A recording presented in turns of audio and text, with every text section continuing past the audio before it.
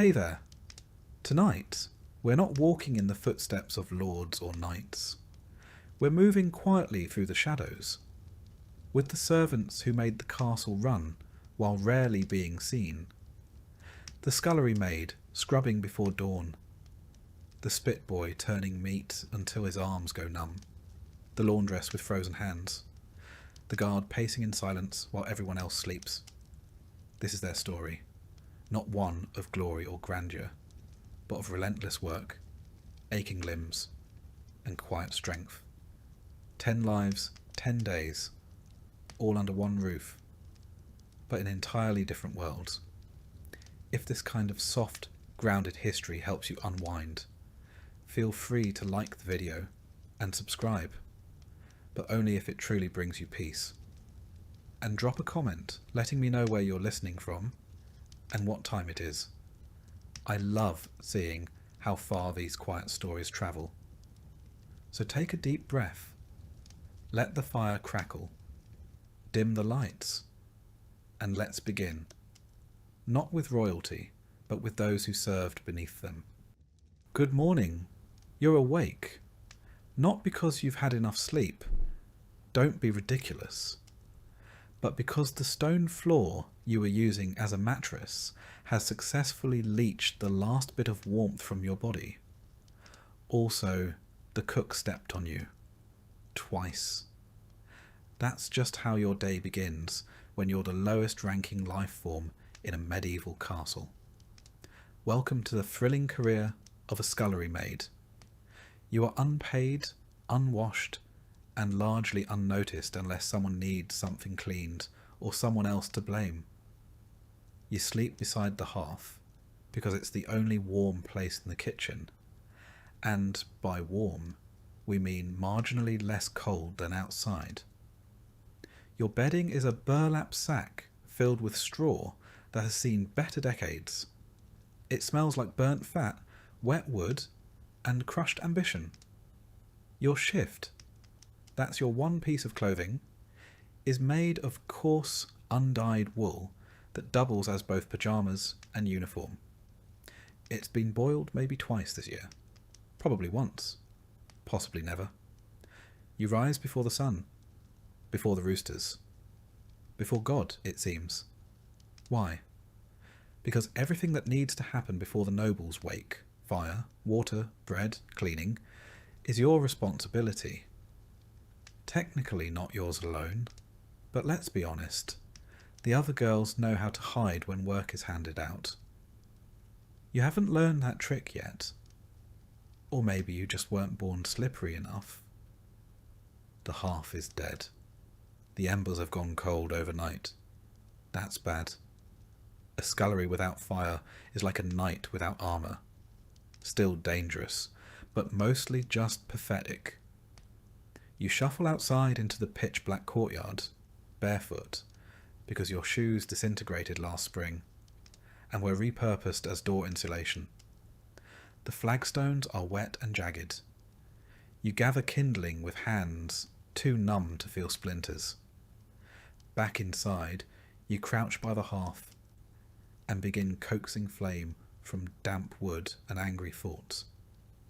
Eventually the fire crackles to life, and you hold your fingers above it until they stop resembling corpse fingers. You're now ready for your next task, water. The castle does not have plumbing. It has you. You haul wooden buckets from the well. Gallons and gallons of water, heavy and sloshing, balanced on a yoke across your narrow shoulders. It takes multiple trips. Your arms burn. Your back screams. Your knees wobble like boiled barley. And you haven't even reached breakfast yet. By the time the kitchen staff starts filtering in, yawning, stretching, scratching, you're on your 4th trip to the well. No one thanks you. No one even makes eye contact. You are furniture with legs, that's all. The cook bursts in like a thunderclap, in a bad mood. She's sweating already, barking orders, and armed with a wooden spoon that's been repurposed as a disciplinary device. She shouts something about the stew pot still being crusty. That's your cue to start scrubbing Again. You scrub pots until your knuckles bleed. No soap, of course. That's for rich people and sinners. You use ashes, sand, and lye. If someone remembers to make it, the lye burns. So does the ash, in its own gritty way. You've developed something between a callus and a chemical burn on your right hand. The left one's worse. The scullery is a room of punishment disguised as a workspace. There's no ventilation. The one window is permanently clogged with soot. Everything smells like meat that's been boiled too long, and something else you don't want to identify. You spend most of your day hunched over basins, scraping grease from pewter trenchers, and slapping rats off the table with a ladle. Let's talk about rats. They run this place. You just work here. Mid-morning arrives. You haven't eaten. There's a heel of bread in your apron, hidden and dry as chalk. You gnaw on it behind the doorway, trying not to look guilty. You fail. A kitchen maid spots you, reports you, and now you're assigned to latrine pot duty for the rest of the week. Congratulations. Later, you get promoted to onion duty, which is just a fancy way of saying cry professionally for 2 hours. You chop onions until your face is a waterfall. No one asks if you're okay. Everyone assumes you're just weeping from your station in life. Around noon, the nobles take their first meal of the day. You carry in dishes, step precisely where you've been told, and do not make eye contact under any circumstances. Nobles don't like to be reminded that servants have eyes, or faces, or thoughts. You hold a pitcher for a full hour and are never asked to pour. Your arms go numb, that's normal. After the meal, you clean again. The same trenchers, now slick with gravy. Bones tossed carelessly under the table. Half-eaten pies, chewed grapes, and something that may have once been a fish. You scrape it all into the slop bucket. You're not allowed to keep scraps, but you might sneak one. Just once. Just the crust. Just the edge. Just enough to keep standing. Afternoon blurs into evening. You haul more water. You peel more roots. You mop the floor. You sweep the hall. You get blamed for the dog vomiting in the solar, even though you've never even seen the solar. Doesn't matter. You were there. Spiritually.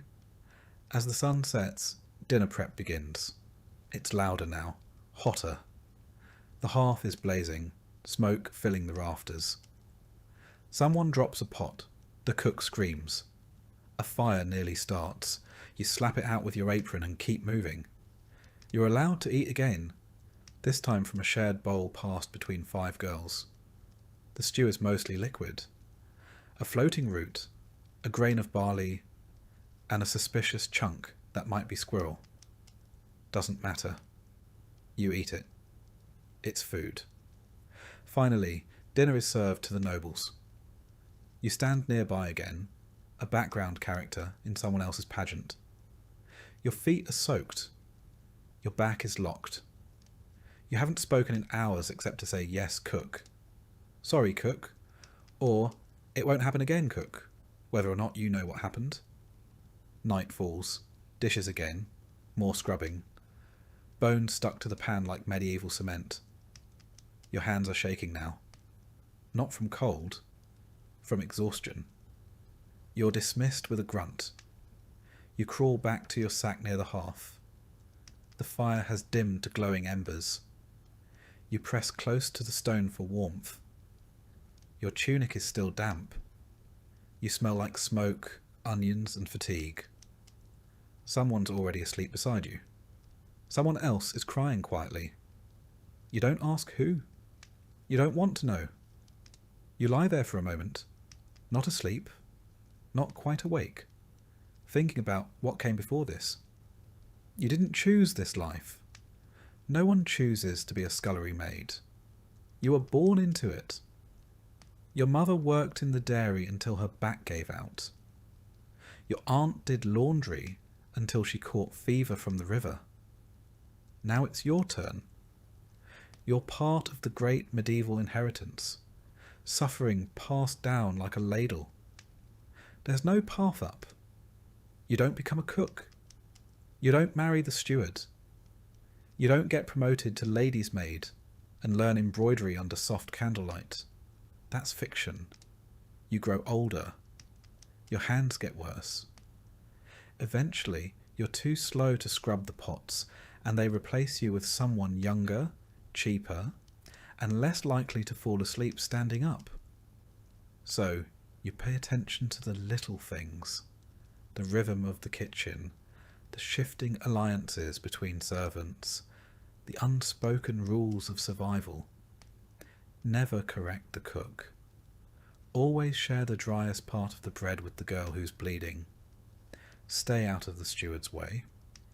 If you hear a noble's footsteps behind you, move immediately or risk being trampled, physically or socially. There's gossip, of course, the only currency the servants have. Someone swears the chamberlain is sleeping with the lady-in-waiting. Someone else says he's in love with the choirboy. Someone saw the knight with the red beard eat 5 figs and throw up into his own helmet. That one is probably true. When there's a wedding or a feast, it's chaos. 3 times the guests, 10 times the work, and no time for anything but frantic scrubbing and silent praying. The nobles celebrate, you blister. By the end of those nights, you're not even tired. You're hollow. And then there's winter, the worst of it. You work through your own cough, your own fever. You wear the same shift for weeks, layered with scraps. There are days when the water in your bucket freezes before you can get back to the kitchen. You keep going anyway, because if you stop, someone else takes your spot. And because you've been told that suffering without complaint is a virtue, especially for girls like you. You used to have a name. People used to say it. Now you're just girl. And maybe you there. You're not special. You're not a hero. You're just another invisible cog in the castle machine. And yet, the castle runs because of you. Because you get up before the sun. Because you know how to quiet a squeaky hinge with goose grease. Because you remember which bucket is clean and which one holds the mop water. Because you scrub the pans until they shine like coins you'll never hold. No statue will ever be carved for you. No song sung. But if you disappeared tomorrow, the kitchen would fall apart in a week. You don't sleep well. You twitch. You ache. Your dreams are strange and half-formed. Sometimes of green fields, sometimes of boats sailing away, sometimes of nothing at all. You wake with your mouth dry and your arms heavy. Another day begins. Another day exactly like the last. And no one notices. Except maybe Lord Crumbs. You are the spit boy. Congratulations or condolences. It really depends on how much you enjoy rotating slowly in front of open flame while contemplating your life choices. You're somewhere between 8 and 12 years old, small enough to crouch under the hearth, old enough to not cry every time you burn yourself. You are either orphaned, sold, or your parents were very persuasive when it came to convincing you this was an opportunity. Your job is to sit on a stool, if you're lucky enough to have one, beside the great kitchen hearth and turn the spit. All day, slowly, clockwise mostly, until someone tells you otherwise. Sometimes you're told to stop. Sometimes you're told you were turning too fast or too slow, or that you weren't turning it with enough noble dignity. Once, someone accused you of cheekiness because you blink too often. It's hot. Hot in a way that feels unnatural. Like living inside a loaf of bread that's halfway through baking. Your cheeks are constantly flushed. Your hair is always damp. Your tunic, singed at the hem, smells like every type of meat that's ever passed through this kitchen.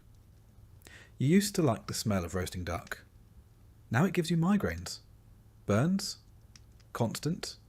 Blisters. Everywhere. The kitchen has no sympathy. You're just expected to get better at dodging. If you blister your palm, wrap it in a rag.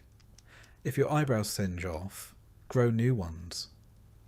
If you faint, try to land somewhere that won't spill anything. You don't get breaks. The meat doesn't care if your arms are tired. The fire doesn't care if you're sweating so hard it's dripping into your eyes. The nobles expect their roast goose to spin at the correct angle and pace, or heads will metaphorically roll, sometimes literally, depending on how drunk the steward is. On special feast days, the spit gets longer. Bigger birds, whole pigs. Once, an entire deer. It took 2 of you to turn it. Your partner had a lazy eye and a mean streak.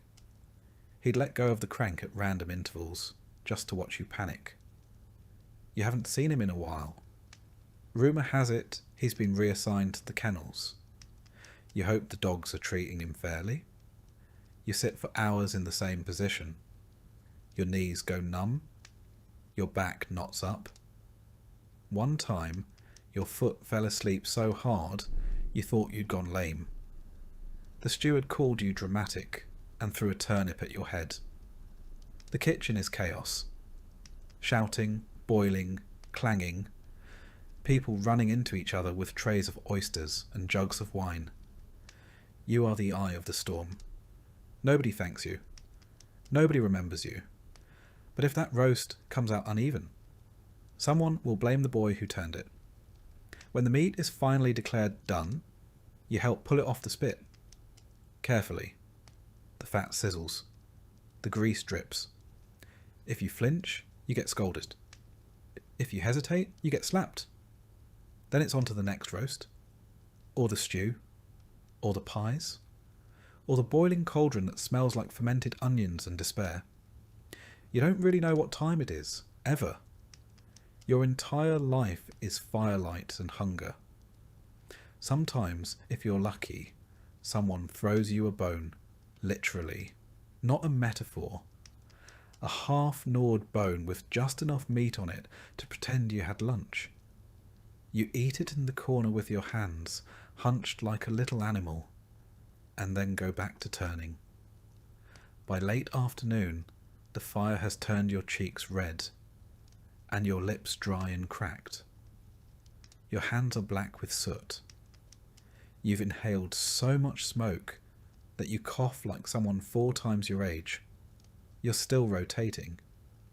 You hear the sound of plates clattering, and nobles laughing in the hall above. You'll never go there. You're not allowed. That room is clean and bright and full of soft chairs and white bread. You exist so they don't have to. Eventually, the feasting ends. That doesn't mean you're done. It means you now get to help carry trays of half-eaten meat back down to the kitchen. You don't get to eat it.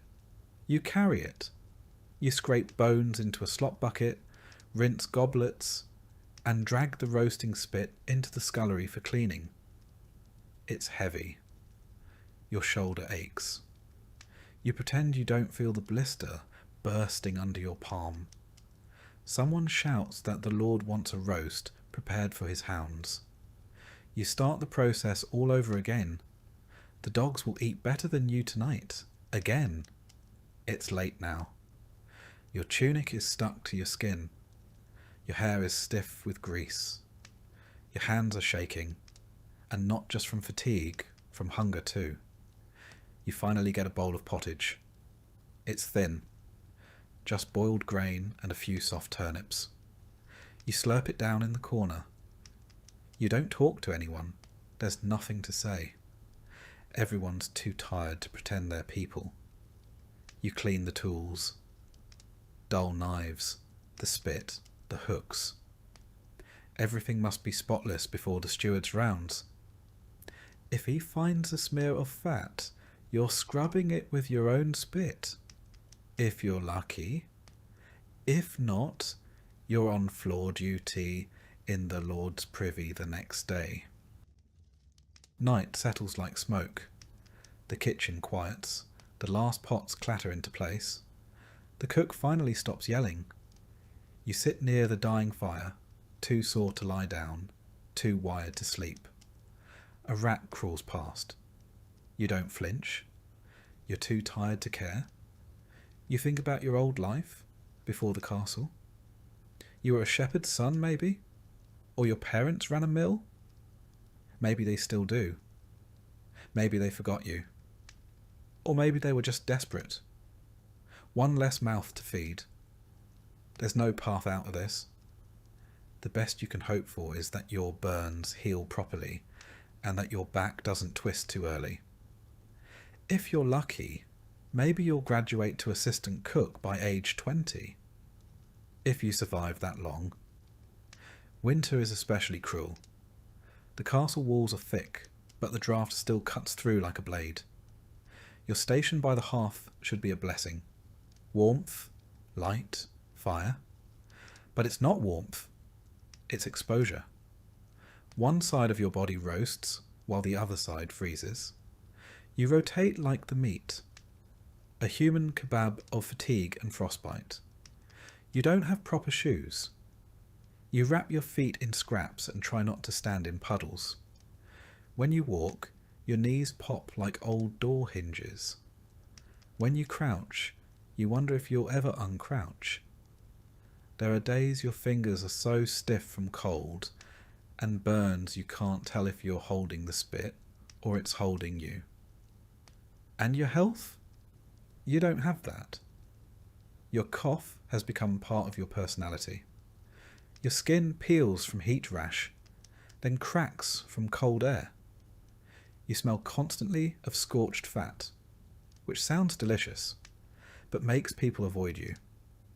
You've burned the same forearm so many times it looks like overcooked pork. No one offers a remedy.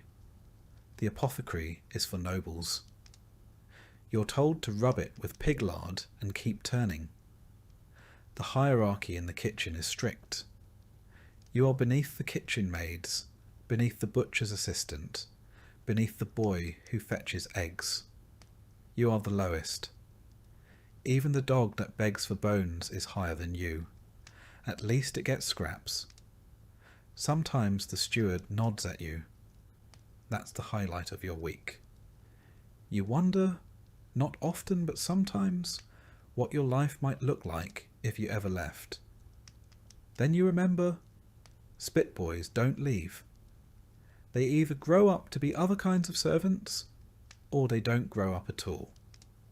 You settle into your spot by the hearth again, legs folded, arms hugging your knees.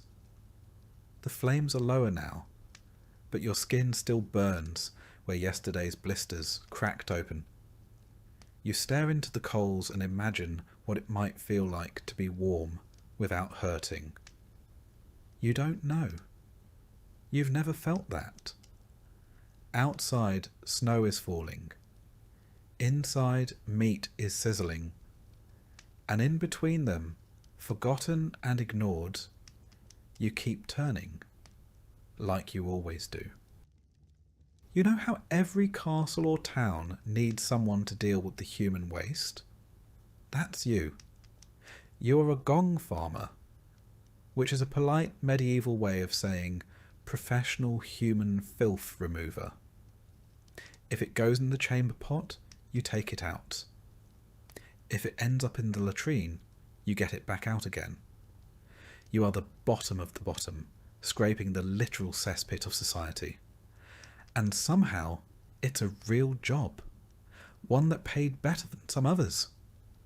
But before you get excited, remember, It paid better because no one else wanted to do it. Your shift starts at night. Not because you're nocturnal, but because no one wants to smell or see you during the day. You're banned from public markets until you've bathed. Not that bathing helps. The stink doesn't wash off.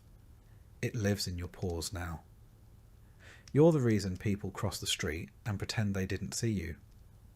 Your tools, a rake, a bucket, and a shovel. Your uniform, layers of thick wool stuffed with moss and whatever you can find to try and block the smell. It doesn't work. The smell finds a way. It always does. Your job is simple. Go to the cesspits. Dig out the compacted, fermented, semi-liquid remains of everything the castle or town has flushed into the earth for the last 6 months. And get it out before it overflows into the streets. You climb down into the pit. Yes, down. Ladder optional. Rope if you're lucky. The smell hits you like a brick wall dipped in sewage and fermented despair. It burns your eyes, coats your tongue, and makes you wonder what choices in life led you here. You breathe through your mouth, but it doesn't help. Now you can taste it. You descend slowly, boots squelching on the moist slope of decomposing waste. The pit is ankle-deep in places, knee-deep in others, and bottomless in imagination. You rake through it all. The recent stuff is bad, but the older layers? That's where the nightmares live. Grey sludge, black crusts, slick masses that burble and shift as if they're thinking about becoming sentient. You don't ask questions. You dig. And what are you digging through? Human waste, of course. Animal waste. Broken chamber pots. Straw soaked with fluids you'll never identify. Bits of food. Bits of cloth. The occasional dead rat. The occasional dead other thing. Once you found a chicken. You still don't know how it got down there. You buried it with some dignity. Sometimes, if you're lucky, you find coins, dropped from nobles who used the latrine in a hurry. You pocket them. You've earned it. Once your bucket is full, you haul it out. You dump it into your cart, an open wooden box on wheels that creaks like it resents you. You repeat this process 12 times. More if the castle's had a feast recently. And you always do it at night, under torchlight, because the people above don't want to see the cost of their comfort. You work in silence. No one talks in a cesspit. Once your cart is full of what medieval records gently call night soil, you roll it through the quiet streets. The wheels leave tracks. The air behind you wilts. If anyone sees you, they gag or mutter a prayer. One kid once threw a cabbage at you. You threw something back. You're not proud of it. You head outside the town walls to the dumping grounds, usually near the fields. Because guess what? Waste gets reused. All that filth you collect? It becomes fertilizer. The very same nobles who won't look you in the eye are unknowingly eating vegetables grown in their own refuse. That's what you call medieval recycling. By early morning, you're done dumping, but not done working. You return to clean your tools, which means rinsing them in a pond that's already halfway ruined. You wash your boots, your clothes, your hands. It doesn't help. The stink clings. Your neighbours can always tell what shift you've worked. Some won't sit near you at meals. Some won't even share a table. You try not to let it get to you. You tell yourself it's honest work, important work. If you stopped showing up, the entire castle would flood in filth within the week. You're not a hero, but you're what stands between society and ankle-deep disaster. You eat alone, most days. Your bread tastes like ash. Not because it's burned, just because everything smells like ash, and worse now. You drink ale because the water's not safe, and because, frankly, being sober around your own job is a kind of masochism. Winter is the worst. Not because it's cold, though it is, but because everything freezes. The waste freezes. Your hands freeze. Your breath turns to steam, and then to regret. You've got to hack through icy crusts with a shovel just to reach the warm, steaming horror beneath. It's the only time you'll ever see something warm and be upset about it. Summer isn't better. Summer bakes everything. The stench gets airborne. Flies swarm. Wasps show up for reasons you don't understand. You sweat so much it soaks through your shoes. You've tried everything to mask the smell. Vinegar, crushed herbs, even rubbing yourself with mint leaves. All it does is make the stench floral. People joke about you behind your back. Smells like a gong farmer is an insult. Some people assume you're stupid. You're not. You know how to brace a ladder with one leg while hauling 40 pounds of waste up a rope with the other. You know which side of the pit is safer to stand on after rain. You know which torch oils don't explode when dropped into methane pockets. That's science. Or something like it. And here's the kicker. You make more money than most servants. Yep. This is one of the few medieval jobs that actually paid well. Not luxuriously. You still live in a one-room hut on the edge of town. But better than a cook's helper or a baker's boy. Because no one else wants to do what you do, ever. They'd rather starve than crawl through what you crawl through. That's your leverage, your curse, your wage. By night's end, you're done. You drag your empty cart back to the yard. You lean your shovel against the wall. You sit down on a log. Not because it's clean, but because it's there. You sleep outside when the smell gets too bad. Your wife, if you have one, insists. Your kids say you smell like boiled cabbage and sin. You can't argue. They're right. You close your eyes, but the scent stays. It always stays. You smell it even in your dreams. Your hands don't look like hands anymore. The skin is always cracked. The fingernails black from grime. No matter how long you soak them, the calluses stay. You've stopped trying to scrub them clean. The soap costs more than your dignity. You used to be able to smell flowers, grass, firewood, not anymore. Your nose is broken, not physically, but spiritually. All you can ever smell now is rot. If a cart of apples rolled past you, you'd think they'd gone off. You've been rewired. Sometimes the castle guards joke with you. They say things like, "Don't fall in," and laugh, like that's the first time you've heard it. You smile politely and pretend it's funny. Once, one of them shoved you near the edge of the pit for a laugh. You didn't smile that time. You have dreams, rarely, about becoming something else. A baker, maybe. A scribe.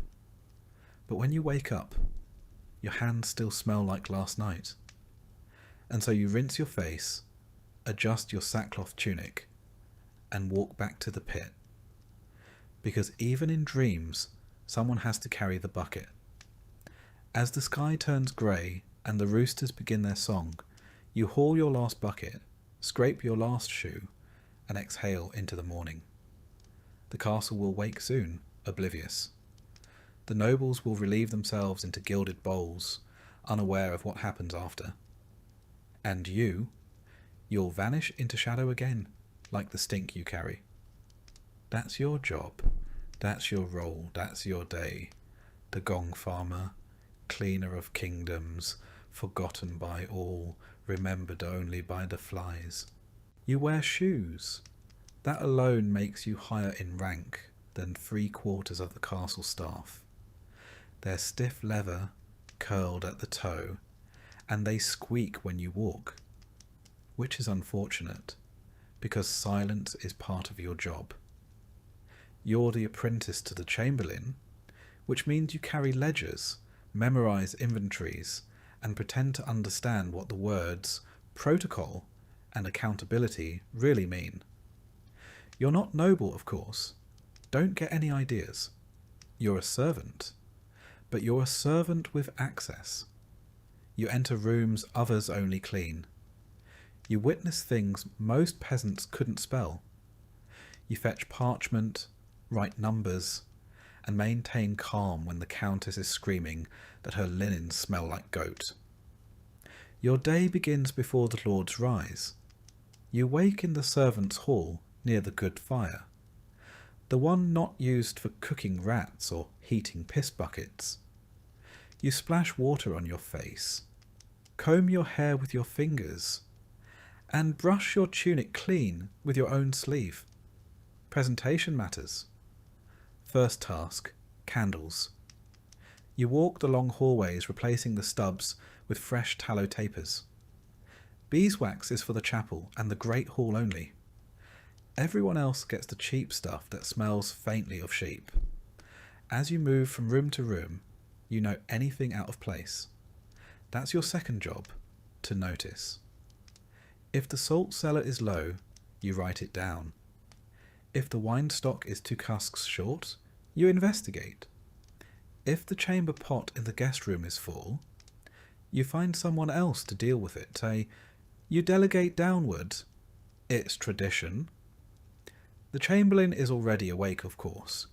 He never sleeps, or so it seems. He's a narrow man with a sharp nose and sharper expectations. He smells faintly of ink and dried lavender. His robes are always spotless, and he always knows when you've made a mistake, sometimes before you make it. He speaks in lists. 2 bolts of woolen broadcloth, 4 barrels of lamp oil, 1 visiting friar with dietary demands bordering on heresy. You nod, write it all down, and pray you don't spill ink again. Last time you did, he made you recopy an entire month's ledger by candlelight, while the steward watched and chewed pickled herring directly into your ear. Your job is part clerk, part courier, part scapegoat. When the linens go missing, it's your fault. When the firewood is damp, it's your fault. When the lord's hunting dog defecates in the guest stairwell, somehow, still your fault. Mid-morning is for inspections. You follow the chamberlain through halls and chambers like a silent, scribbling ghost. He taps walls, lifts bed covers, tastes wine, sniffs rushes. You nod and record. You try not to sigh. Once you caught yourself yawning and spent the rest of the day organising dry peas by size and colour. You envy no one in this castle, except maybe the cook's dog, who at least gets to bark without consequence. Lunch is not a break. It's a logistical nightmare. Who eats what, when, and where? And who is seated 2 spots away from whom, so no one accidentally reignites a blood feud over pigeon pie? You carry seating charts, correct titles, and gentle reminders that Lady Cressida is no longer speaking to Lord Alric since the Lent wine incident. After the meal, the chamberlain reviews accounts. You sit across from him in the solar, reading aloud each line item. Wax, fish, salt, horseshoes, ink, wool, barley, mead, soap, barley again. The list never ends. Occasionally he asks you for the weight of a cask, or how many loaves can be cut from a stone of flour. If you hesitate, he raises 1 eyebrow. You'd rather be slapped. Then come the visitors, nobles from another estate, a wandering knight, some distant cousin who's somehow always between holdings.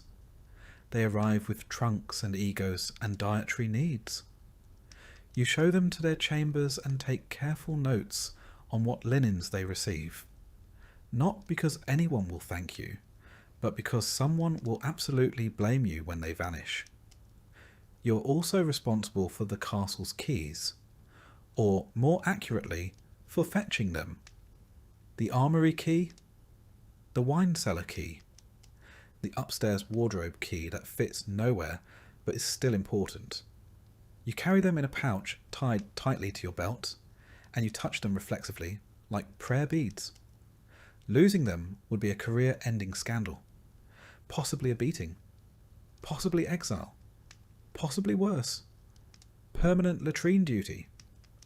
By late afternoon, the lists have turned to logistics.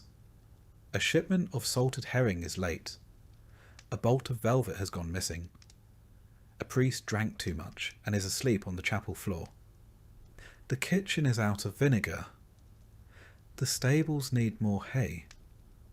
The steward has opinions. You listen, you nod, and you draft a polite response in the chamberlain's hand. Sometimes you draft love notes. Yes, really. There's a noble lady who insists on communicating only via letters. She dictates them to you behind a curtain while feeding her lapdog strawberries soaked in cream. You write what she says, edit out the madness, and deliver the wax-sealed nonsense to a knight who blushes like a baker's oven every time he opens one. Evening approaches.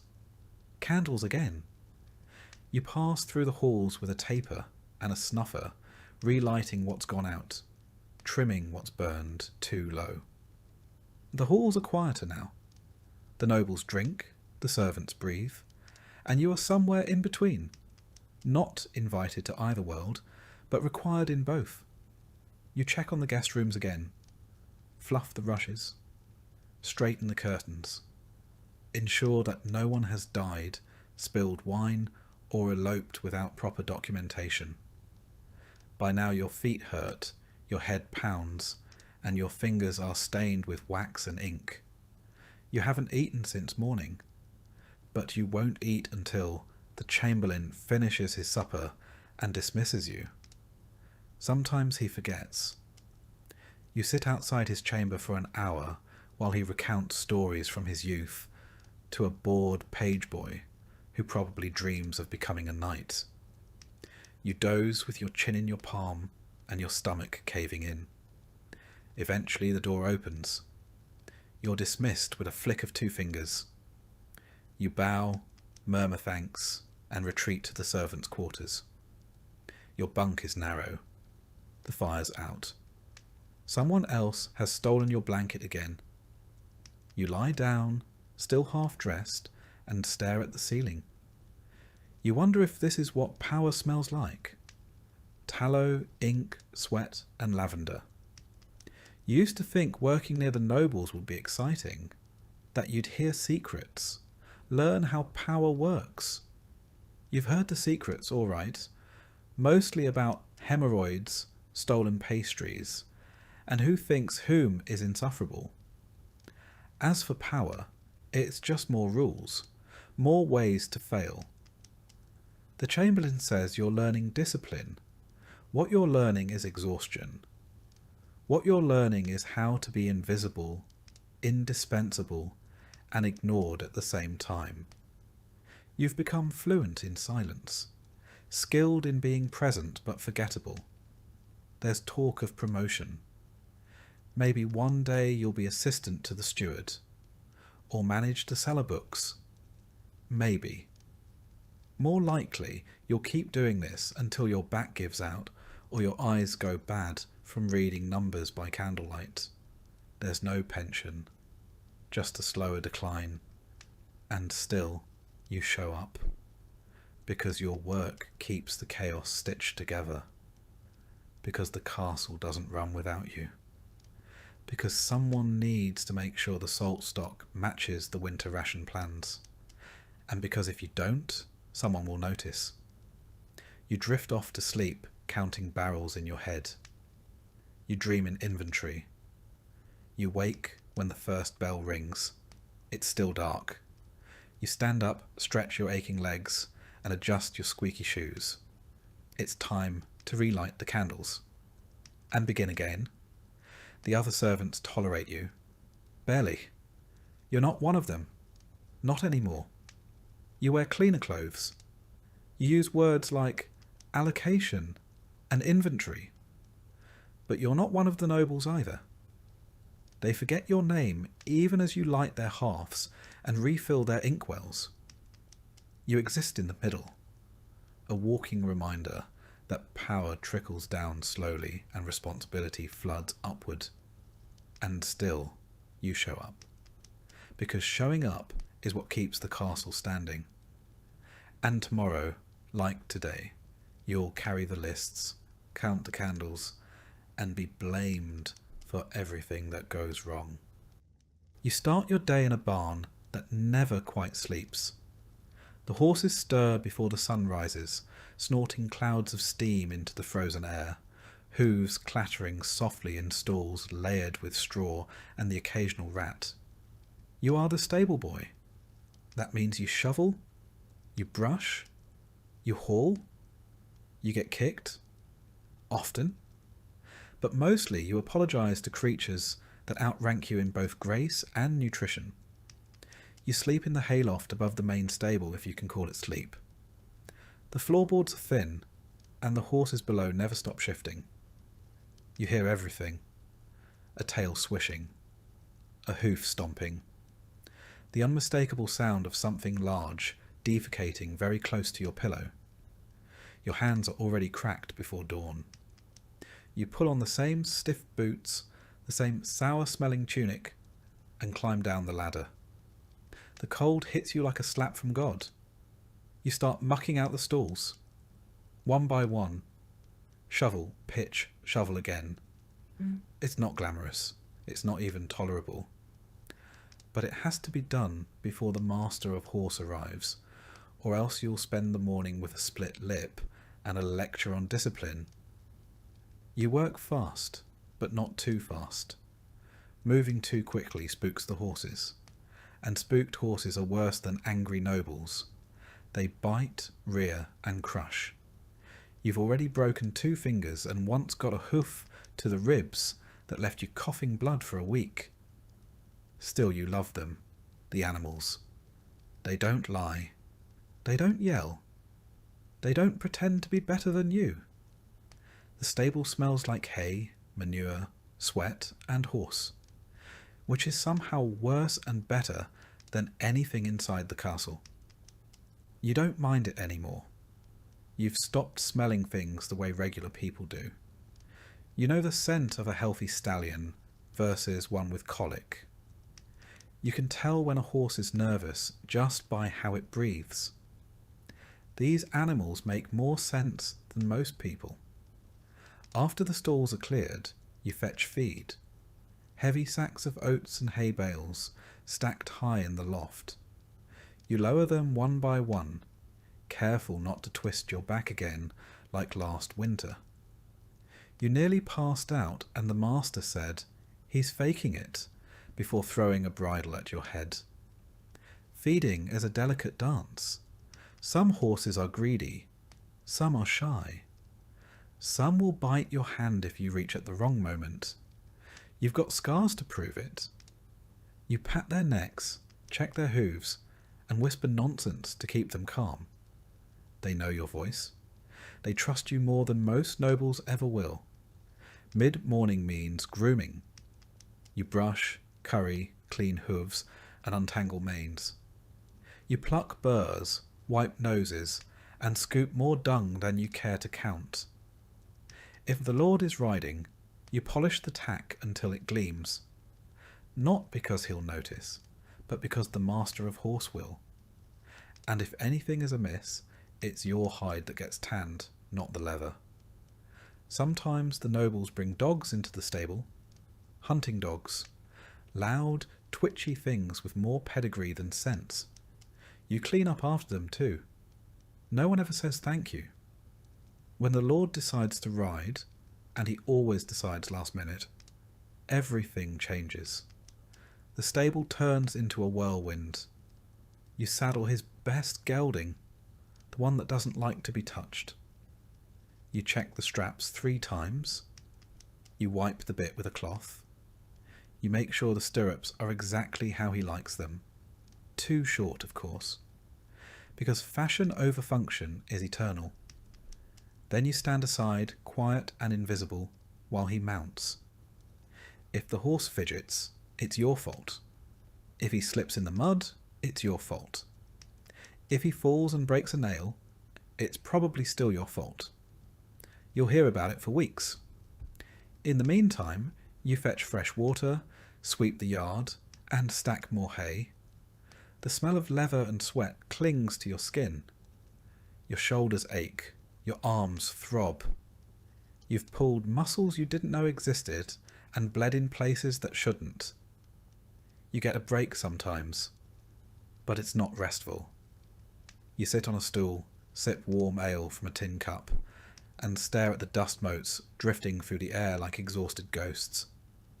You don't talk. Your jaw hurts from clenching it. Your body hurts from existing. But the horses still need brushing. In winter, it's worse. Your fingers go numb even inside gloves. The troughs freeze. The breath from the horses steams in the cold like dragon smoke. You break ice with a hammer just to get them a drink. Sometimes you wonder if anyone inside the castle even knows the stable has no insulation. In summer, you're a walking blister. You sweat through your tunic, your shirt, your soul. Evening arrives with flies. Clouds of them. They gather in the corners of the stable, buzzing like tiny curses. You swat them away half-heartedly while cleaning out the last stalls. One of the older mares has soiled her bedding 3 times today. She's nervous. Bad weather is coming.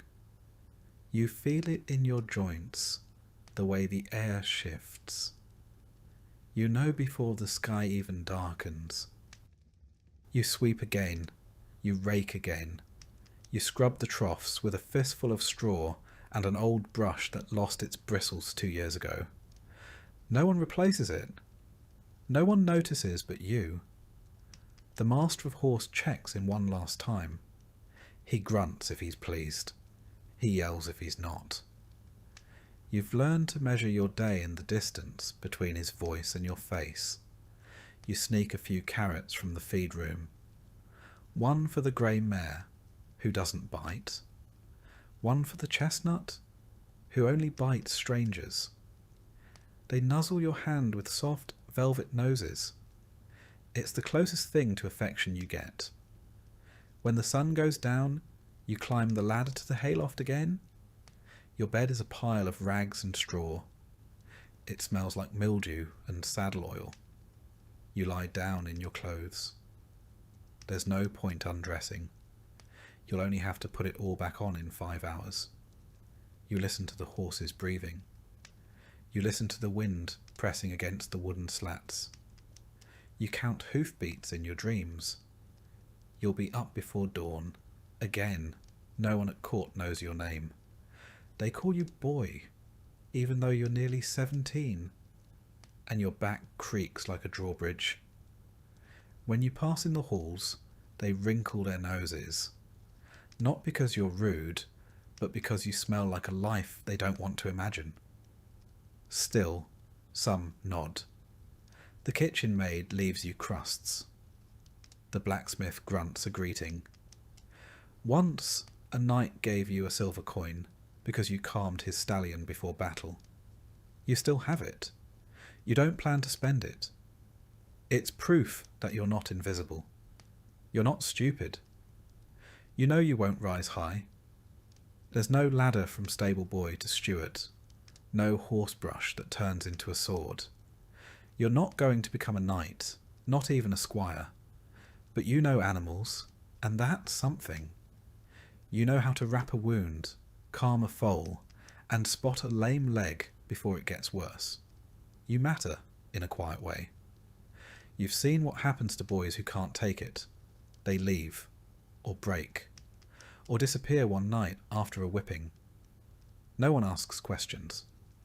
You do your job and keep your head down. In bad weather, the stables leak. In summer, the hay rots. In winter, your breath ices on the rafters. But the horses are still there, waiting, breathing, trusting. And that's enough. Not always, but most days.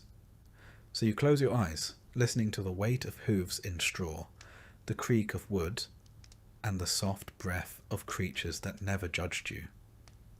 Tomorrow it starts again. You are the stable boy, and the horses need you. You don't stay for the praise. There isn't any. You stay because the horses know your voice, because they nicker when they hear your boots, because in a world full of orders, lies, and punishments, this is the one place where you're trusted, not for who you are, but for how you move, how you speak, how you listen. And that kind of trust, that's rare, even in a castle. You wake up with a paw in your mouth. Again, it belongs to a turnspit dog, short-legged, long-bodied, vaguely miserable, like a sausage with trauma. He's sprawled across your straw pallet, snoring softly, his fur matted with kitchen grease, and what might be duck fat. You don't mind. He's warm. And honestly, he smells better than most of your co-workers. You're the turnspit dog keeper, which means you are the invisible, overworked, underfed bridge between noble cuisine and the medieval animal treadmill. Yes, that's a thing. The dogs run, the spit turns, the meat cooks, and someone has to make sure the dogs don't die, snap, or sit down mid-roast. That someone is you. Your shift begins before the fire's even lit. You get up, stretch your back until it clicks, and immediately step in something wet. Hopefully water. Probably not. The dogs are restless. They know what's coming. You haul the first of them from the pallet. A stubborn mutt named Snipe. He bites you. Lightly. You deserve it. He's been on spit duty 3 days in a row. You rub his ears, mutter an apology, and lead him into the kitchen. The fires are already smoking. The cook is yelling about Swan again. You open the turnspit wheel. It looks like a hamster wheel, if hamsters weighed 30 pounds and had job-related trauma. Snipe crawls in. You latch the gate behind him. He starts walking. The spit begins to turn. The roast, boar maybe, begins to spin. Now you watch. You time, you bribe, you beg. The trick is keeping them moving without pushing them too hard. If the dog slows down, the roast cooks unevenly, and the cook throws things. Hot things, sharp things, emotional things.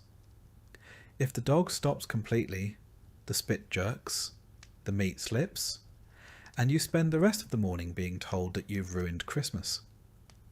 It's May. There are 4 dogs. You rotate them like wheels on a cart. 2 on duty, 2 resting. But none of them really rest. They just whine, twitch, and gnaw on old bones in the corner, while you rub their legs and whisper encouragements like you're raising canine gladiators. You clean the wheels too. Not because anyone tells you to, but because they squeak loud enough to make the cook's temples throb. You learnt that lesson last month, when a squeal mid-banquet earned you a ladle to the forehead.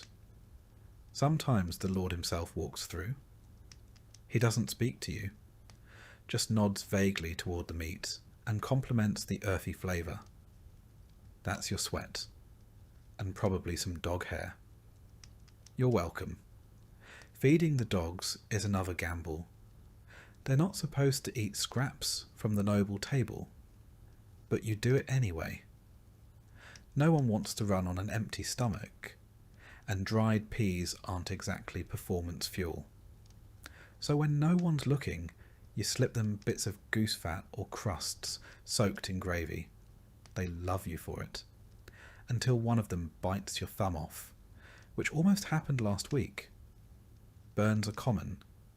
Your forearms look like parchment. The kitchen is a furnace. Even in winter, it's a wall of smoke, heat, and shouting. In summer, it becomes a punishment from God. The fire never goes out. Not really. Even at night, it smoulders.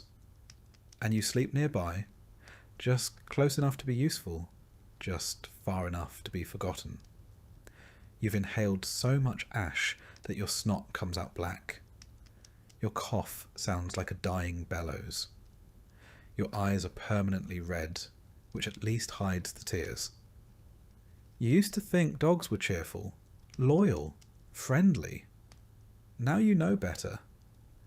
These are working dogs, bred not for companionship, but for endless mechanical endurance. They don't want affection, they want your bread. And if you're late feeding them, they organise a rebellion. You once walked into the wheel room to find 3 of them sitting in a circle, chewing your shoe. No one taught you how to train them. You just learned by trial, error, and blood loss. You keep a stick nearby. You don't like using it. You really don't. But sometimes they refuse to run. Sometimes they dig in their paws and stare at you with the eyes of an animal who knows it's part of a joke it can't understand. You've named them all. Snipe, Button, Maud, Guts. Guts is the mean one. He only likes you when you feed him bacon grease. Otherwise he growls like a brewing storm and snaps at your ankles when he's off duty. You think he sees the world the same way you do. Tired, greasy, and full of smoke. Once, a noble child wandered into the kitchen. She pointed at the dog wheel and said, "Look, a spinning puppy." You smiled. Then her tutor yanked her away and glared at you like you'd exposed her to something indecent. You didn't say a word. You never do. At some point, you realise your posture's changed. You walk hunched now, from years of ducking under low beams, crouching beside dog pens, and carrying iron spit still hot from the fire. Your hands are covered in calluses and burns. Your knees ache when it rains. You're 17. You used to dream of being a falconer. You thought maybe you'd train birds, walk through forests, wear a leather glove and squint at the sky like you understood something. Now you can't even hear birds over the constant drumming of paws in a wheel. When you do get a moment alone, you sit by the back door, just out of sight. You let one of the dogs curl up next to you, usually Maud, the quiet one. She's the only creature in the kitchen that doesn't demand anything. She just breathes, warm and real, and you rest your head against the side for a minute. Maybe 2. Then the bell rings again. More meat, more spinning. No one thanks the dog. No one thanks you. At night, you scrub the grease from your arms with sand and prayer. You curl up in straw, listening to the slow pant of sleeping dogs and the lingering sizzle of fat in the hearth. You dream of running. Not from anything, just running. And the wheel keeps turning. Sometimes you hear the nobles talk about the charm of rustic kitchens. They mean the decor, the roasted swan, the smell of herbs they think came from the garden, and not from the sweat of the scullery maid who harvested them barefoot in the dark. They don't know you exist. They don't know the dogs exist. If they do, they think it's quaint. A detail for the minstrels to include in their songs. The turning hounds of House Wexford, or something equally oblivious. You once overheard a bard say that turn-spit dogs enjoy the exercise. You nearly choked on your own laugh. You've learned a strange patience working here. You don't argue. You don't complain. You just keep the wheel turning. You feed the dogs, tend the injuries, clean the wheel, and hope the day ends without blood. You've seen worse. One boy got his hand caught in the gearing last year. He doesn't work here anymore. You're not sure if he died or just became someone else's problem. You have a small cloth pouch hidden behind a beam. Inside is a bit of cheese you've been saving, a button shaped like a flower, and a dog's tooth. Guts lost it during a particularly bad day. You keep it like a relic, a reminder that even the meanest dog can break under pressure. Your ears ring from the shouting, from the heat, from the spin. Your bones hurt. Your stomach is never quite full.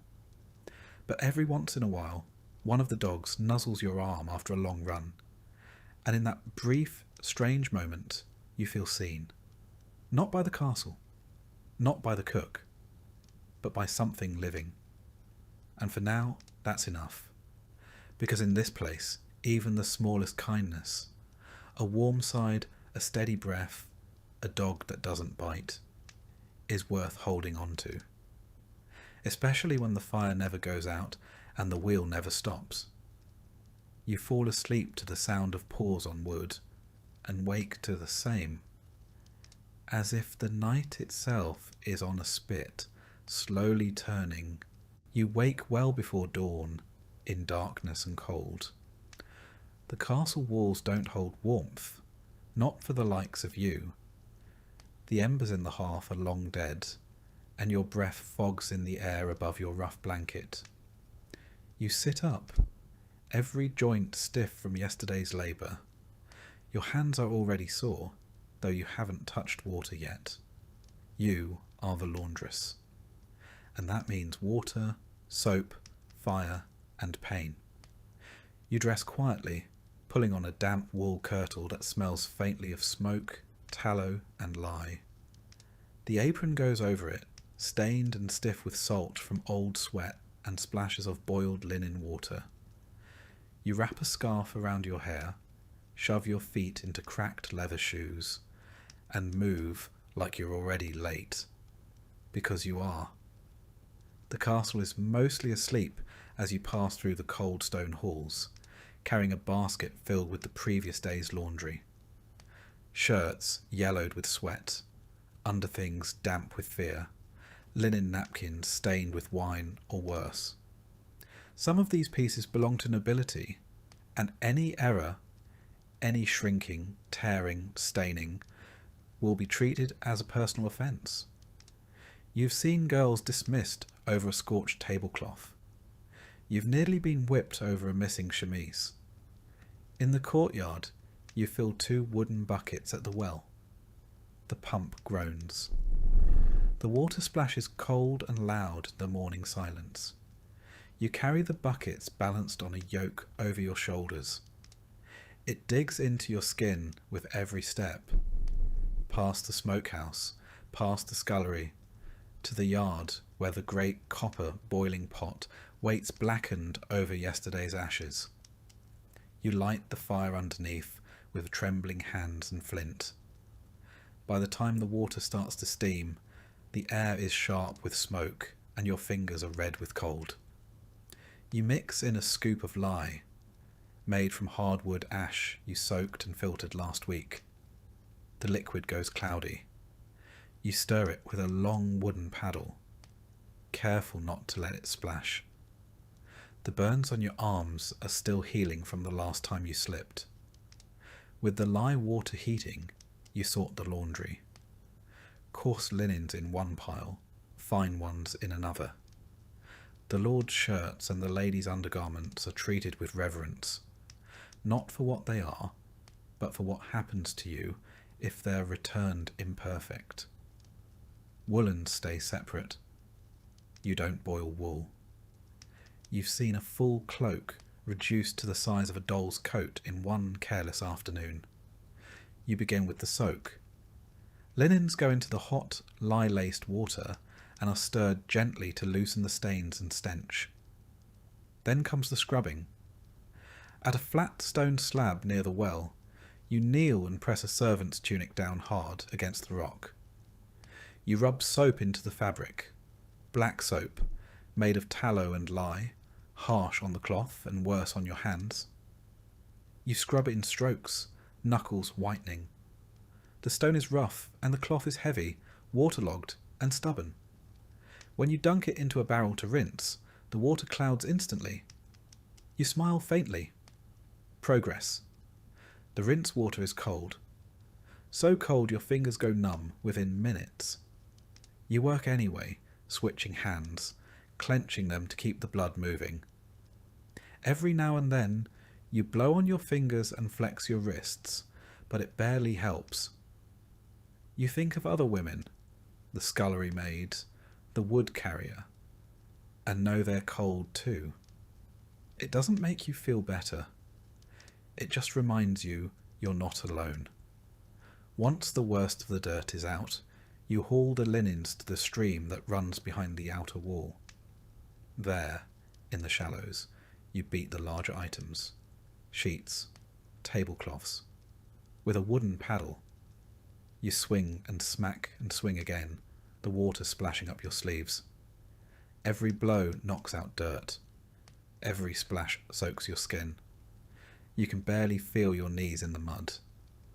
Around you, a few washerwomen from the village do the same. No one speaks. No one needs to. The only sound is water, wood, and the occasional sigh. When the linens are beaten, rinsed, and twisted dry by hand, a process that leaves your shoulders screaming, you drape them over bushes or on long ropes strung between trees. In summer, they dry in the sun. In winter, you hang them near the hearth, praying they don't catch fire. Damp fabric and open flames make uneasy neighbours. You tend the fire again, check the boil, stir the next batch, fetch more water. You lose track of time in the repetition. Haul, soak, scrub, wring, hang. By midday you can't feel your forearms. By afternoon, your lower back is a knotted rope. There's a moment, though, when the lady's veil comes clean, a stubborn wine stain finally gone. You hold it up, steaming, white against the smoke-dark sky, and feel a flicker of pride. Brief. Then you spot a fray at the hem and mutter a curse. You'll have to patch it and pray no one notices.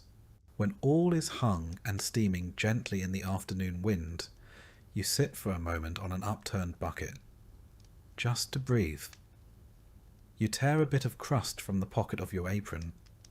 Hard bread, mostly stale, but food all the same. You chew slowly and watch the linen dance in the wind. Then you're back at it, collecting the dry, folding the crisp, cold shirts, checking for mist stains or lingering damp. You sort the noble garments into a separate basket, laying a cloth between each folded item like layers of armour. You will deliver these by hand, quietly, without making eye contact, without drawing attention. You are invisible.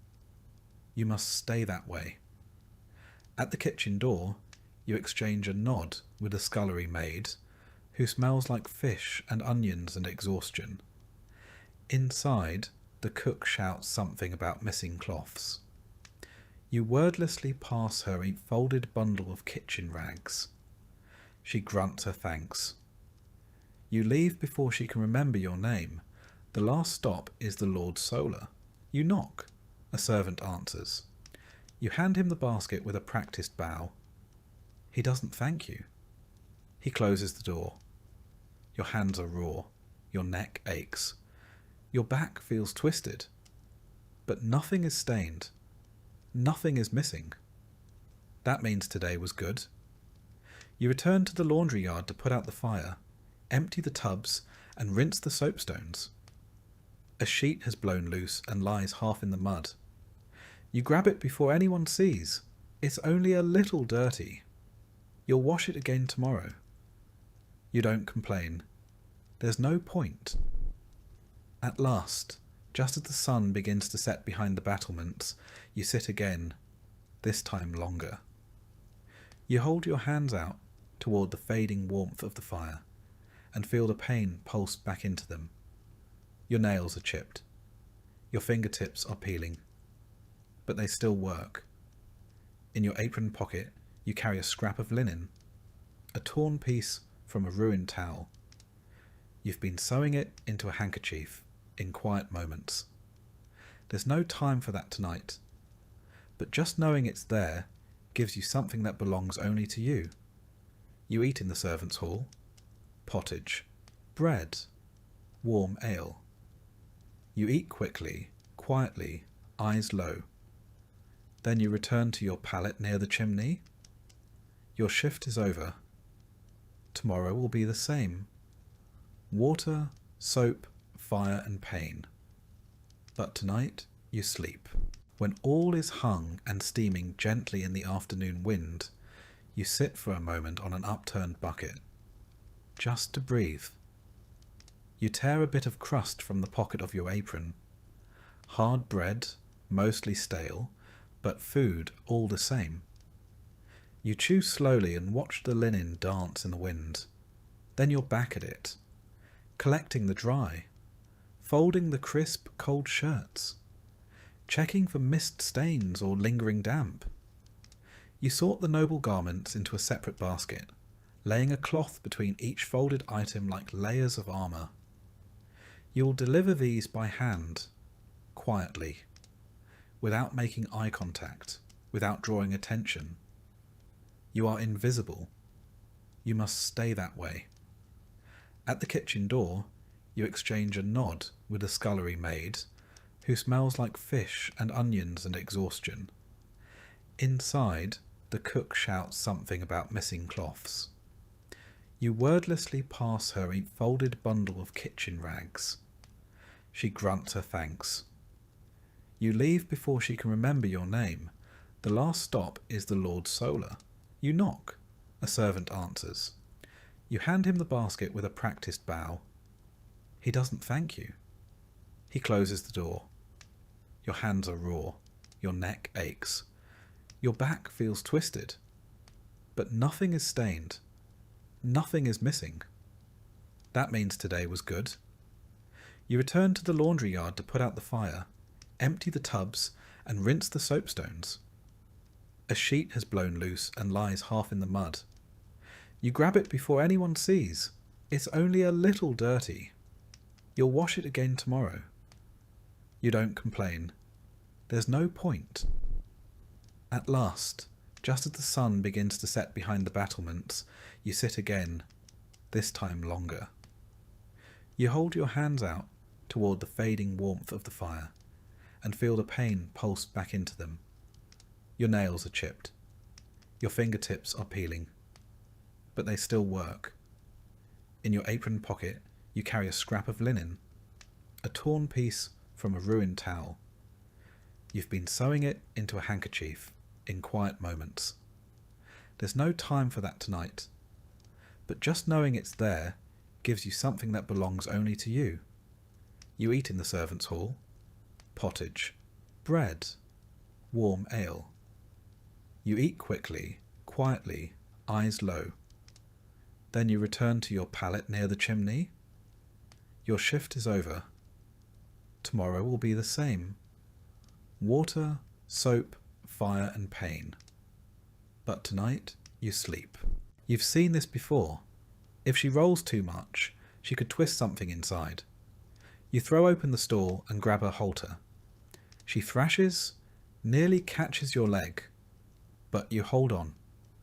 You tug her up, walk her in tight circles. Her eyes roll white. You keep whispering, keep moving. A stable master shows up eventually, curses, and takes over. You step back, shaking. Your arms are covered in dirt and spittle. Your tunic is ripped. But she's standing now. That's something. You return to your rounds. 2 new guests have arrived. Their horses are skittish from the road. You soothe them as best you can. Soft words, firm hands. One of them nips your sleeve. Another stomps and misses your toe by a hair. You fill troughs again, fetch more hay, sweep the aisle for the 3rd time. You mend the torn girth strap with twine and a bone needle. It's not pretty, but it will hold. The sun sinks behind the outer wall. The wind picks up. You close the stable doors, hang the lanterns, and check each horse one last time. You rub noses, check hooves, refill water buckets. You pat Smoke's neck, avoid Gorse's teeth, and scratch behind Willow's ears. When it's all done, you climb the ladders to the loft. You peel off your boots and flex your raw feet. You're covered in dust, hay, and sweat. But no one was kicked, nothing burned, no horses escaped.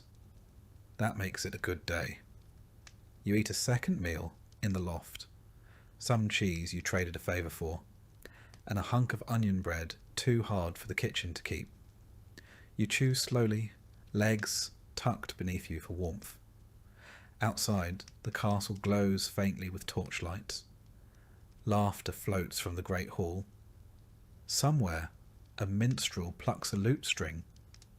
You hear it through cracks in the wood. It sounds like a dream someone else is having. You don't mind. The horses below shift in their stalls. One snorts, one whinnies softly. They're settling, same as you. You lie back in the straw, arms folded under your head. Your fingers ache. Your knees crack when you stretch. Your back feels like a plank. But you are not dead, and none of the animals under your care are either. That counts for something.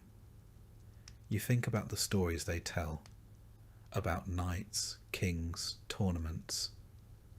They all forget the boy who saddled the horse, who mucked the stall, who whispered to the animal that would carry a lord into glory or death. That's fine. You're not here to be remembered. You're here to work, and to sleep when the work is done. The wind rattles the shutters. Below you, hooves scuffle. And slowly, slowly, the weight of the day pulls you down into sleep. Your last thought before sleep is of a hoof print, perfectly stamped in the mud, rimmed with frost, still steaming from the warmth of the horse that left it. It won't last. It'll vanish by morning. But for now, it's real. And so are you. You wake with a jolt, the butt of your spear still clutched in one hand. You must have nodded off. Again, but only for a moment. You're sure of it. The brazier beside you is nearly out. Just a few orange coals crackling faintly in the darkness. You rub your eyes, shift your weight on the cold stone bench, and peer through the arrow slit beside you. Still night. Still fog. Still your watch. You're the castle guard. Not a knight, not a soldier. Not a man-at-arms with songs written about him. Just a guard.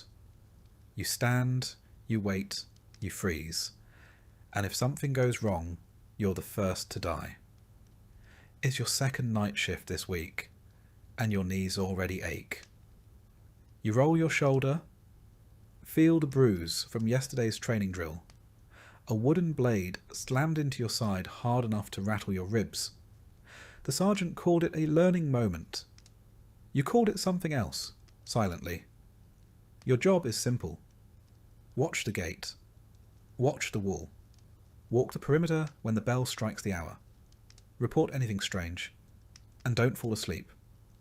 You listen for the bell now. Distant. Muffled. Probably 5 hours till dawn. The wind whistles through the murder holes overhead, sharp and steady. You pull your cloak tighter. The wool is thin and doesn't help much, but it's all you're issued. Your breath fogs in the torchlight, curling into the stillness like smoke from a dying fire. You stretch your legs and walk a slow circle around the gatehouse interior. The stone floor is slick with old condensation and soot from the torches. You know every crack, every uneven flagstone. You've paced it too many times to count. At the outer parapet, The wind hits harder. Your cloak flaps against your legs. The courtyard below is quiet. A lone dog sniffs around the kitchen door. Somewhere, a drunk stumbles out of the barracks latrine, mumbling a tune and failing to close the door behind him. You don't cool down. Not your problem. Not tonight. You check the iron hinges on the main portcullis. Still locked, still rusted. Still your responsibility if it jams when it's needed most. You run your gloved hand down the edge. It's freezing to the touch. You think about the day shift. Better in some ways. Sunlight, warmth, people to talk to. But during the day there's shouting, drills, inspections. At night you're alone, forgotten. Except if someone breaks in. Then suddenly everyone remembers the night guard. Back inside, you take your seat again. You tilt your head and rest it briefly against the cold stone wall. Your helmet's off. Too heavy for hour 7 of nothing. You rest your hand on your spear like it's a staff or a crutch. Maybe both. You hear something. A sound just beyond the gate. Not a voice. Not quite a footstep. You stand too fast. Your knees complain. You move toward the door. Grip your spear. Hold your breath. It's nothing.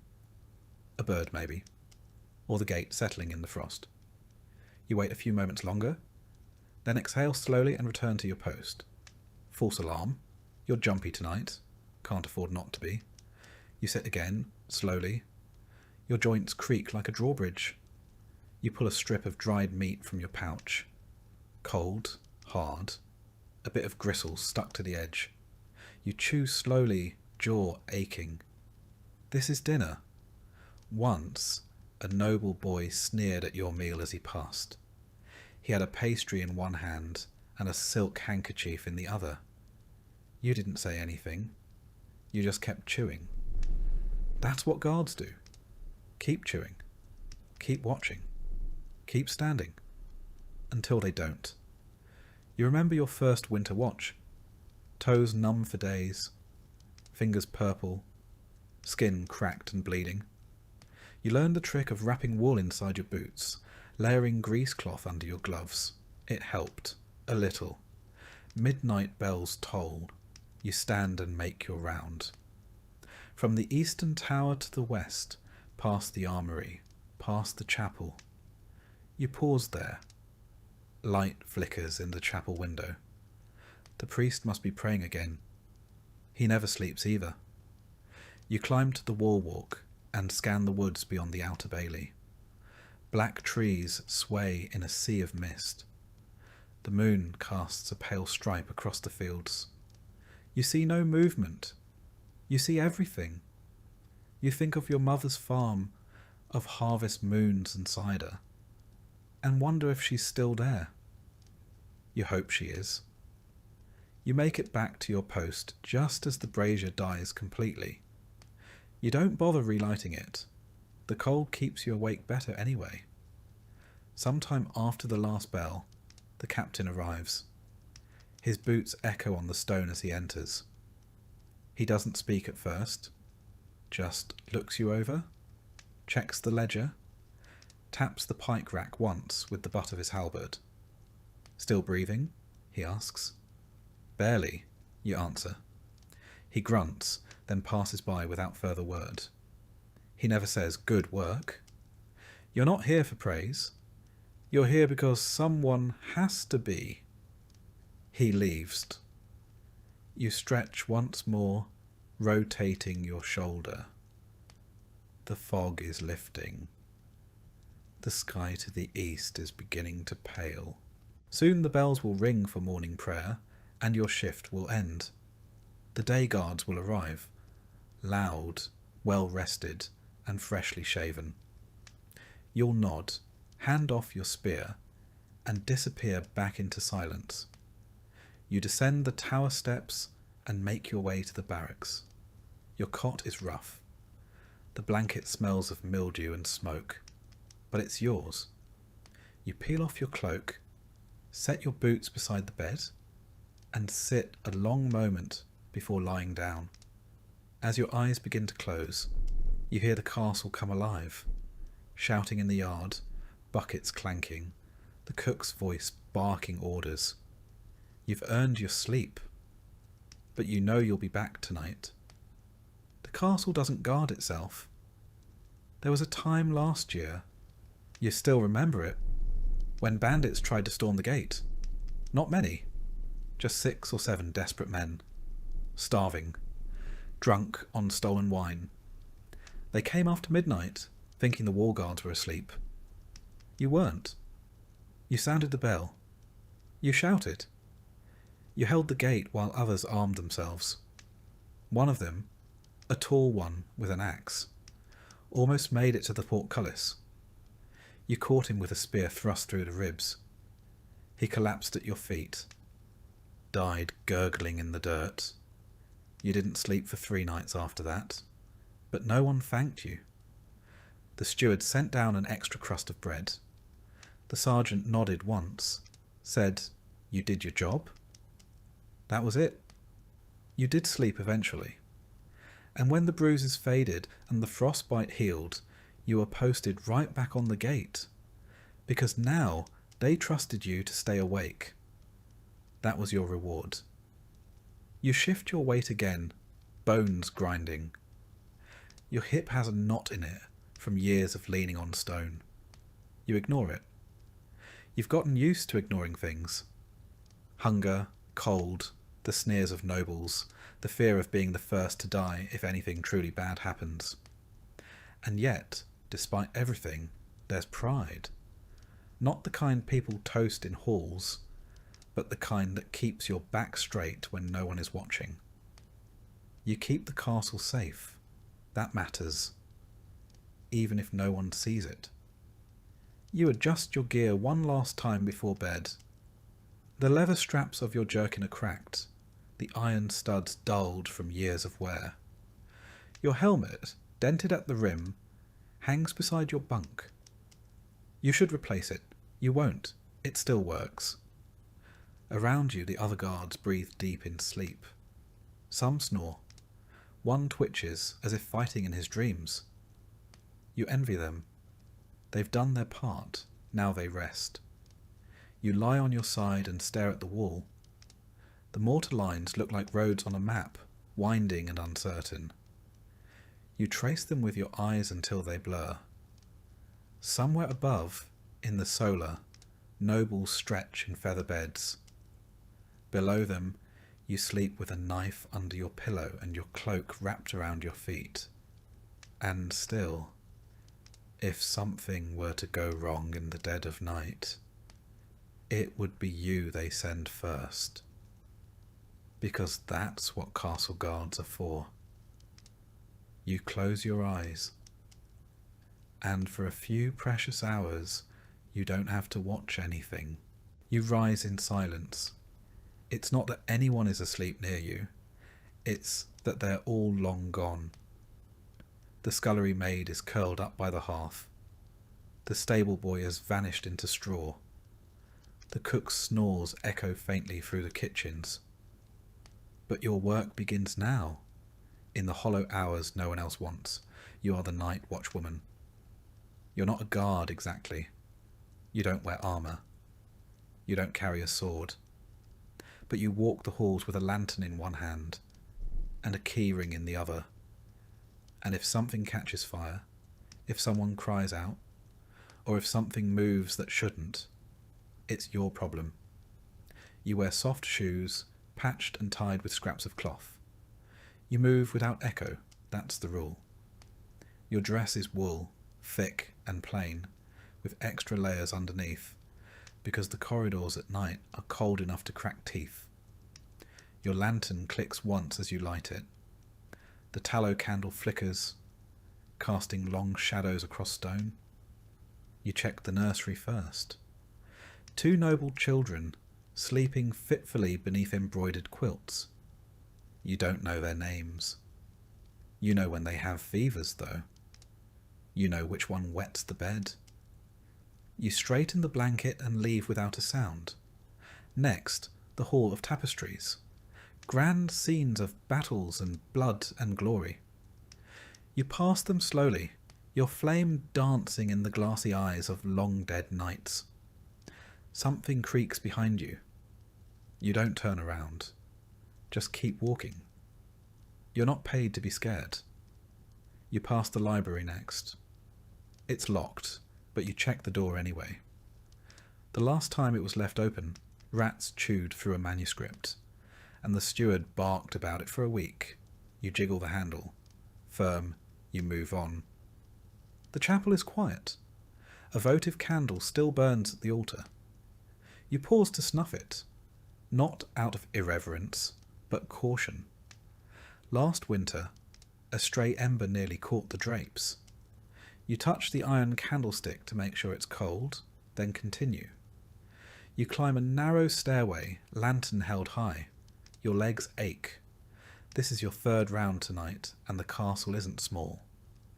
You walk with purpose, not hurried, not slow. Your ears stay sharp. You hear the creak of wood, the scuttle of mice, the faint drip of condensation off stone. You know every sound the castle makes. What's normal? What isn't? In the east wing, you find a window open. That's not right. It's latched from the inside during supper hours, and no one has reason to open it now. You set your lantern on the floor and close the window quietly. You don't report it. The steward doesn't believe in ghosts. You do. You check the laundry room next. Rows of steaming linens hung from rafters earlier are now stiff with cold. You tug one cloth down, a noble's cloak. Someone left it too close to the wall torch. The hem is singed. You sigh. You'll fix it yourself before anyone notices. You take the cloak with you, folded under your arm. You'll mend it in the still hour before dawn, when the fire is low and your fingers shake from exhaustion. The kitchen corridor is next. A pot left on the hearth still steams faintly. You lift the lid. Onion broth, thin and sour. You dip a crust of bread into it, careful not to take too much. Just enough to feel like a person again. You don't eat with the others. You're not on their schedule. No one saves you a plate, but you've learnt which shelves hide a wedge of cheese or a shriveled apple. The cook pretends not to know. Maybe she pities you. Maybe she once walked these same halls.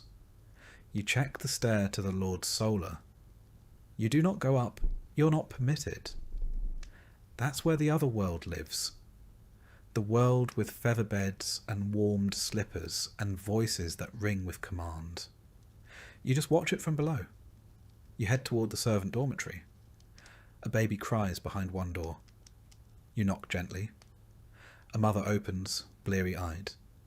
You pass her a flask of warm water. She nods, thanks you without speaking. You leave her to it. Sometimes, when the castle sleeps, the walls feel alive. Not haunted exactly, but heavy with all the lives passing through them. The floor beneath your feet was scrubbed by 1,000 women before you. The stone arch above you was carved by someone who's been dust for centuries. You don't feel small, you feel connected. That's what keeps you moving. You take your final round just before dawn. The lantern is low now. You tilt it to coax out more light from the stub of candle, but there's not much left. The flame flutters, casting dancing shadows along the hallway walls. You pass through the lower storerooms, eyes peeled for anything out of place. This is where the rats come, where a spark could start a fire that would eat the whole castle. You pause by the armory door. It's cracked. That's wrong. You step inside, heart quickening. You don't have a weapon. Just your keys. Just your voice. You scan the racks. Swords, pikes, axes, all accounted for. You check the back wall. Nothing. No one. A draught must have nudged the door, or someone left it unlatched. Still, you shut it firmly and slide the bolt home. Back at your seat near the kitchen hearth, you finally let yourself rest. You set the lantern beside you, unwrap the cloak you carried, and pull out needle and thread. The mending takes time. Your stitches are slow, but even. You've done this before. You finish just as the bells toll for morning prayer. The castle stirs. A door creaks. Someone groans. Another day begins. You fold the cloak. You return it to its peg. You climb to your cot above the linen stores, barely more than a shelf. You tuck your legs beneath your skirt, curl into yourself like a letter unopened, and close your eyes. The castle breathes around you. You sleep. There are moments in the middle of the night when you forget the hour entirely. The castle exists out of time, its own little world of shadow and draught and silence. The walls breathe, the rafters creak. You've learned to tell which sound means loose timber and which means wind. You carry a small pouch of salt in your apron, not for seasoning, for protection. The old cook told you once that evil things dislike salt, that if you ever saw something that didn't belong in the halls, you should throw it at its feet. You've never had to, but the pouch stays. In the east corridor, near the old chapel, there's a patch of stone colder than the rest. No matter the season. You step over it every time. Just a habit. No one talks about it. Sometimes a nobleman's mistress will be out late, slipping from one chamber to another. You pretend not to see. You keep your eyes down, your keys quiet. Secrets are not yours to keep, but they are yours to carry. You once caught the steward himself stealing candles, taking them from chapel stores to light his own hearth in winter. He locked eyes with you, said nothing. Neither did you. But a week later, you found a thick blanket folded on your cot. No explanation. You never mentioned it. These are the quiet trades of castle life. The unspoken debts and wordless bargains, made not in coin, but in silence and stitches. And you are fluent in them. In the quietest part of the night, just before the birds begin to stir, you sometimes pause beneath the great window overlooking the courtyard. You let the lantern hang low, just for a moment, and you look up. The stars shimmer, hard and cold, and far beyond reach. But they're always there. No matter what happened that day, no matter what burns or breaks, the stars return. You think of your mother's stories. She used to say the night had ears, that it listened to the women who worked while others slept. And maybe it does. You've whispered your share of wishes into its stillness, most of them practical, none of them answered.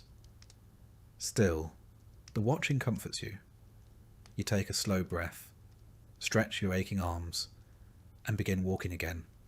The same halls, the same locks, the same long shadows. Because someone has to. Because someone always has. And tonight, as always, that someone is you.